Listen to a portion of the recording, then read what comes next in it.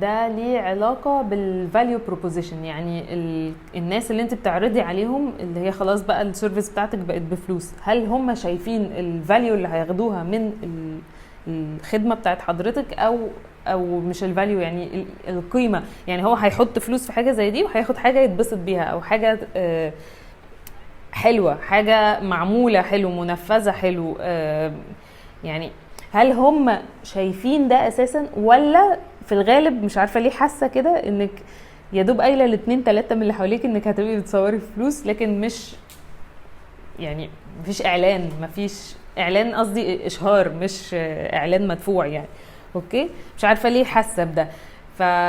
لان هي الوضع بيبقى كده في الغالب، احنا ما بنبقاش قايلين بطريقه كبيره او واضحه وبنتخيل انه مفيش حد عايز يدفع. ف يعني اديني تفاصيل اكتر طيب واقول.